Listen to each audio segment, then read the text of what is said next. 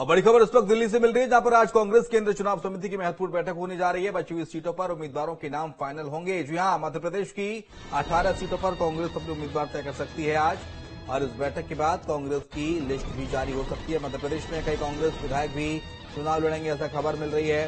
जबलपुर से लखन घनघोरिया को मिल सकता है टिकट। उज्जैन से महेश परमार का नाम चर्चा में। शहडोल से फुंदीलाल मार्को को टिकट कांग्रेस दे सकती है लोकसभा चुनाव के लिए। मंदसौर से विपिन जैन को मौका मिल सकता है। बड़ी खबर आपको बता रहे हैं, आज कांग्रेस इलेक्शन कमेटी की महत्वपूर्ण बैठक, और इस बैठक में लोकसभा के लिए प्रत्याशियों के नामों का ऐलान होगा। मध्य प्रदेश की बची हुई 18 सीटों पर भी कांग्रेस प्रत्याशियों का नाम फाइनल करेगी। और भोपाल से ज्यादा जानकारी के लिए हमारे साथ हमारे संवाददाता इस वक्त गौरव लाइव जुड़ गए। गौरव का रुख करेंगे। गौरव, आज कांग्रेस सिलेक्शन कमेटी की बैठक हो रही है दिल्ली में, और खबर है कि मध्य प्रदेश की बची हुई सीटों पर कांग्रेस प्रत्याशियों का नाम फाइनल करेगी।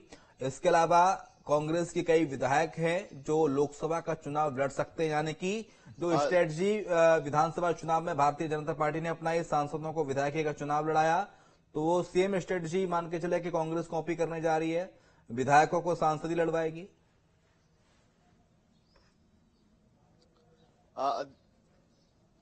देखिए, बिल्कुल सीसी की महत्वपूर्ण बैठक है और इस बैठक में ये कहा जा रहा है कि बैठक के बाद मध्य प्रदेश में जो बची हुई सीटें हैं यहां पर अपने प्रत्याशियों की घोषणा आज कांग्रेस देर रात कर सकती है, क्योंकि देखिए 10 प्रत्याशियों की घोषणा पहले ही हो चुकी है। खजुराहो की एक ऐसी लोकसभा सीट है जो इंडिया गठबंधन के साथ साझा किया है कांग्रेस ने, तो वहीं अब जो 18 सीटें बची हुई हैं इन सीटों पर अपने प्रत्याशियों की घोषणा आज कांग्रेस देर रात कर सकती है, क्योंकि देखिए सीसी की जो बैठक होनी है इसमें मध्य प्रदेश के उन तमाम नेताओं की लिस्ट पहुंची है जिन्हें प्रत्याशी घोषित किया जाना है। अब सीसी की बैठक में इन प्रत्याशियों के नामों पर चर्चा की जाएगी और उसके बाद ये देखा जाएगा कि कौन सा प्रत्याशी किस सीट से ज्यादा महत्वपूर्ण साबित होगा, ज्यादा जीत दर्ज करने की संभावना जिसमें दिखेगी, उसका नाम आज फाइनल कर दिया जाएगा। लेकिन कुछ नेताओं के नाम जरूर चल रहे हैं कि लगभग इनके नाम फाइनल है। जैसे कि हम अगर बात करें, जबलपुर से लखन घनघोरिया का नाम लगभग तय हो चुका है। इसके अलावा उज्जैन से महेश परमार की बात करें, शहडोल से फुंदीलाल मार्को की बात करें, या मंदसौर से हम विपिन जैन की बात करें, तो हो सकता है कि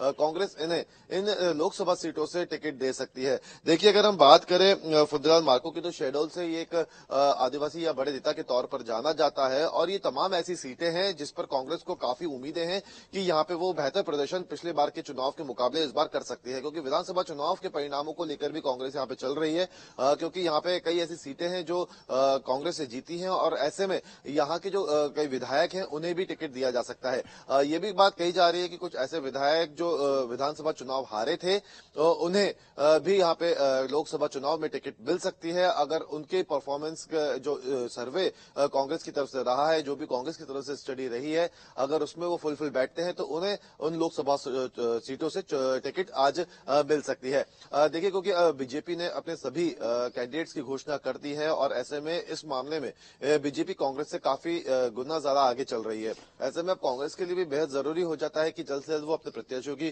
घोषणा करे, ताकि गौरव, 2019 के लोकसभा चुनाव में बीजेपी ने 29 में से 28 सीटें जीती। छिंदवाड़ा हार गई बीजेपी, छिंदवाड़ा कांग्रेस के नाम रही एक महज सीट। बीजेपी का प्लान है कि 29 की 29 सीटों पर कब्जा जमाया जाए, 29 की 29 सीटें जीती जाएं और छिंदवाड़ा को भी कांग्रेस से हटाया जाए। तो वहीं कांग्रेस पार्टी का कहना है, कमलनाथ का कहना है कि 10-11 सीट तो जीती जाएंगे। तो ऐसे में स्ट्रेटजी क्या है कांग्रेस की, किस रणनीति के तहत कांग्रेस आगे बढ़ रही है, किस रणनीति के तहत पिछली 10 सीटों पर प्रत्याशी उतारे हैं और आगे की रणनीति क्या रहने वाली है? क्या कांग्रेस छिंदवाड़ा पे ही रहेगी या छिंदवाड़ा भी खो देगी, छिंदवाड़ा से आगे भी बढ़ सकती है?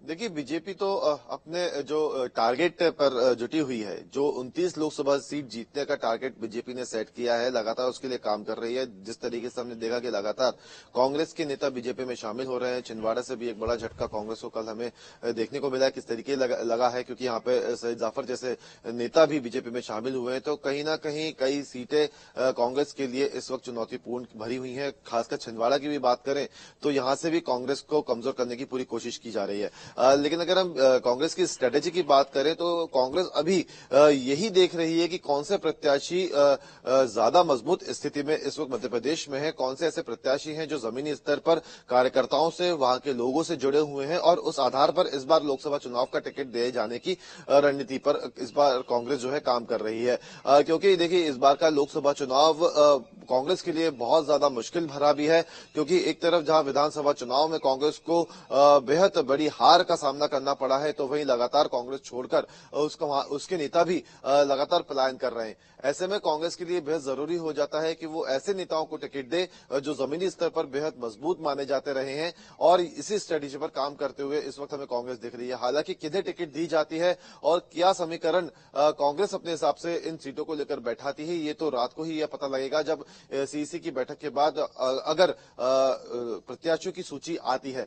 लेकिन अगर हम देखें छिंदवाड़ा की अन्य सीटों की, तो कुछ ऐसी सीटें भी विधानसभा चुनाव में कांग्रेस ने देखी थी जहां पर कुछ अच्छी जीत कांग्रेस को इन सीटों पर मिली थी, और यही उम्मीद अब कांग्रेस को लोकसभा चुनाव में भी है कि उसका फायदा उन्हें लोकसभा चुनाव में भी मिलेगा। हालांकि बीजेपी ने साफ तौर पर यह कहा है कि वोट प्रतिशत बीजेपी का बड़ा है, ऐसे में इस बार लोकसभा चुनाव में 29 की 29 सीटें बीजेपी मध्य प्रदेश में जीतेगी। लेकिन बीजेपी के लिए भी यह आसान नहीं होगा, क्योंकि 29 की 29 लोकसभा सीटें जीतने की बात जहां बीजेपी कर रही है, तो वही एक आदिवासी वर्ग का वोटर होता है, अल्पसंख्यक वोटर्स होते हैं, तो वो किसके पक्ष में जाते हैं वो देखने वाली बात हुई। क्योंकि अगर हम मध्य प्रदेश की बात करें तो मध्य प्रदेश आदिवासी बहुल प्रदेश है, और 21% से ज्यादा की जनसंख्या यहाँ पे आदिवासियों की है, जो सीधे सीधे कई सारी सीटों पर प्रभाव डालती है। ऐसे में कांग्रेस उन वोटर्स पर भी अपने निगाहें डाल रही है, और ऐसे में उनको लेकर क्या स्ट्रेटेजी आने वाले चुनावी प्रचार में कांग्रेस की रहती है वो देखने वाली बात होगी। लेकिन सबसे ज्यादा जो चुनाव का जो बेस होता है वो कैंडिडेट्स होते हैं। अगर कैंडिडेट्स मजबूत कांग्रेस उतार पाती है इन चुनावों में, तो कहीं ना कहीं जो एक सीट पिछले लोकसभा चुनाव में कांग्रेस ने जीती थी, तो हो सकता है कि उससे आगे बढ़कर कांग्रेस मध्य प्रदेश में ज्यादा लोकसभा सीट जीतने में कामयाब हो। क्योंकि खजुराहो में भी हमने देखा कि खजुराहो में महागठबंधन के साथ एक सीट उन्होंने दे दी है, और खजुराहो जो है वो उत्तर प्रदेश से लगा हुआ जिला है, तो जिले का क्षेत्र आने है। वाला ऐसे में वक्त ही बताएगा कि कांग्रेस आखिरकार छिंदवाड़ा गवाती है, छिंदवाड़ा बरकरार रखती है, आगे बढ़ती है, क्या करती है। बहुत शुक्रिया आपका तमाम सारी जानकारी को साझा करने के लिए। गौरव हमारे साथ थे, जानकारी दे रहे थे। बड़ी खबर दिल्ली से है, जहां पर आज कांग्रेस सीईसी की बैठक के साथ साथ कांग्रेस वर्किंग कमेटी की भी बैठक होने जा रही है, और इस बैठक में कई महत्वपूर्ण फैसलों पर चर्चा होगी। सुबह 10 बजे बैठक शुरू हो जाएगी दिल्ली में, कांग्रेस दफ्तर में बैठक होनी है, कांग्रेस के तमाम दिग्गज मौजूद रहेंगे, और सबसे महत्वपूर्ण ये कि कांग्रेस के मैनिफेस्टो पर इस पर चर्चा होगी। लोकसभा चुनाव को लेकर मंथन होगा, बैठक में आगे की रणनीति पर चर्चा होनी है। तो बड़ी खबर आपको बता रहे हैं, सीडब्ल्यूसी की महत्वपूर्ण बैठक आज, और इस बैठक में कांग्रेस के मैनिफेस्टो पर, यानी कि जो वचन पत्र जिसे कांग्रेस कहती है, उस पर चर्चा होगी कि कौन कौन सी घोषणाएं, कौन कौन से वादे देश की जनता से कांग्रेस को करना है, किन किन मुद्दों के साथ वो इस चुनावी मैदान में उतर रहे हैं।